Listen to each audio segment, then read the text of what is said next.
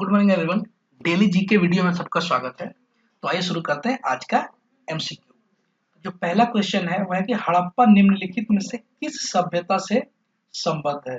इसका आंसर है सिंधु घाटी सभ्यता। दरअसल सिंधु घाटी सभ्यता का जो टाइम पीरियड है वो 2350 से लेकर 1750 बीसी तक, यानी बिफोर क्राइस्ट, ईसा पूर्व तक माना जाता है।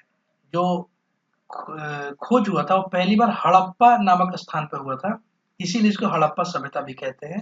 ये पाकिस्तान में स्थित है मौजूदा समय में। अगला सवाल है कि सिंध सभ्यता संबंधित है। सभ्यता संबंधित है आद्य ऐतिहासिक युग से। आद्य ऐतिहासिक युग का मतलब है कि वो युग जहाँ पे लिखित साक्ष्य तो मौजूद है लेकिन उसको अभी तक पढ़ा नहीं गया है, तो वैसे युग को बोलते हैं आद्य ऐतिहासिक युग। जबकि प्राग ऐतिहासिक युग वो होता है जहाँ पे लिखित साक्ष्य भी मौजूद नहीं है, तो वैसे को प्राग ऐतिहासिक बोलते हैं। जैसे स्टोन एज यानी जो पाषाण काल है, वहां पे किसी प्रकार का लिखित साक्ष्य उपलब्ध नहीं है। जबकि ऐतिहासिक युग उसको बोलते हैं जहाँ पे लिखित साक्ष्य उपलब्ध है और उसको डिकोड किया जा चुका है, यानी उसको पढ़ा जा चुका है। ठीक है, तो इतिहास को इन तीन तरीकों से बांटा जाता है। अगला सवाल है कि हिंद मतलब भारत की जनता के संदर्भ में हिंदू शब्द का प्रथम बार प्रयोग किसने किया था। तो हिंदू शब्द का प्रथम बार प्रयोग अरबों ने किया था। ओके, इसके अलावा हिंदुस्तान शब्द का प्रयोग ईरानियों ने पहली बार किया था। इंडिया शब्द का प्रयोग यूनानियों ने यानी ग्रीक्स ने पहली बार किया था। जबकि जो भारत नाम पड़ा वो भरत नाम का एक कबीला हुआ करता था, उसके नाम पे इस देश का नाम भारत पड़ा। अगला क्वेश्चन है कि भारत पर पहला मुस्लिम आक्रमण किस वर्ष हुआ था। ओके, तो भारत पर पहला मुस्लिम आक्रमण 712 ईस्वी में हुआ था और ये किया था मोहम्मद बिन कासिम ने। ओके, अगला इसमें और इंफॉर्मेशन है कि 711 में उबैदुल्ला के नेतृत्व में पहला आक्रमण हुआ था, लेकिन उबैदुल्ला ये इस आक्रमण में पराजित हुआ और मारा गया। इसलिए 712 का आक्रमण पहला आक्रमण माना जाता है, क्योंकि 712 के आक्रमण में मोहम्मद बिन कासिम की विजय हुई थी। और इस समय सिंध का राजा था दाहिर। और अरबों की जो सिंध विजय है इसकी जानकारी हमें चचनामा नामक पुस्तक से मिलती है। अगला सवाल है कि इनमें से कौन गजनी राजवंश का संस्थापक था। तो अल्पतगीन गजनी राजवंश का संस्थापक था। गजनी वंश का अन्य नाम है यामनी वंश, जबकि अल्पतगीन ने अपनी राजधानी गजनी को बनाया था। गजनी मौजूदा समय के अफगानिस्तान में स्थित है। अगला है कि वास्को डिगामा कालीकट किस वर्ष में आया था। तो वास्को डिगामा कालीकट 1498 एडी यानी 1498 ईस्वी में आया था। इसका मतलब है 1498 वर्ष ईसा पश्चात, यानी ईसा के जन्म से 1498 साल आगे। जो वास्को डिगामा था वह पुर्तगाली यात्री था। इसने भारत में पहली बार समुद्री मार्ग की खोज किया था। इस समय जो कालीकट का शासक था वो जमोरिन था। जमोरिन ने ही वास्को डिगामा को उसका स्वागत किया था। अगला क्वेश्चन है कि निम्न में से कौन ब्लू वाटर नीति से संबंधित है। जो नीले जल की नीति थी उससे संबंधित है द अल्मीडा। इसका पूरा नाम है Francis de Almeida. Francis de Almeida Bharat में प्रथम पुर्तगाली गवर्नर या वाइसराय था और ये 1505 में यहाँ भारत का गवर्नर बना। अगला है कि भारत में पुर्तगाली शक्ति का वास्तविक संस्थापक कौन था। तो भारत में पुर्तगाली शक्ति का वास्तविक संस्थापक अल्बुकर्क था और अल्बुकर्क का कार्यकाल 1509 से लेकर 1515 तक रहा। अल्बुकर्क के अन्य कार्य क्या थे।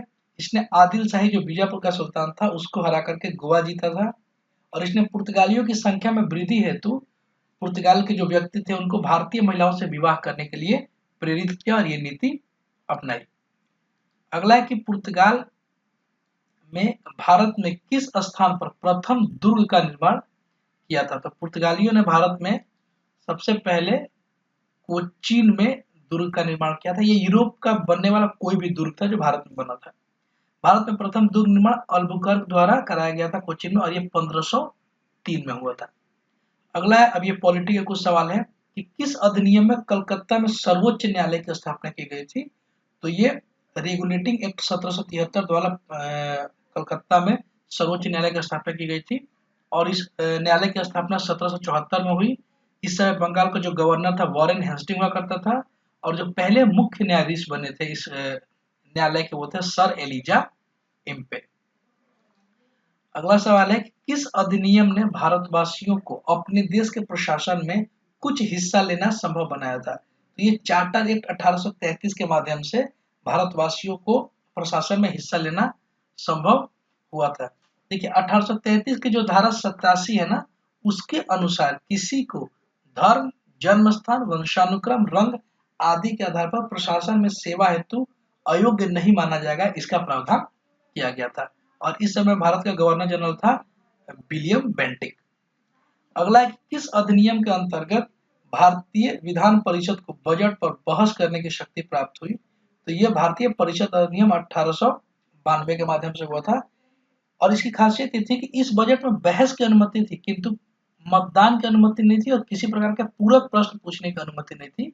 पूरक प्रश्न पूछने की अनुमति नहीं थी से तात्पर्य ये है कि अगर कोई सवाल पूछा गया और उसका अगर कोई सेटिस्फाइड आंसर नहीं मिला तो आप कोई दोबारा सवाल नहीं पूछ सकते थे, ठीक है। और उसमें मतदान का भी अधिकार नहीं था।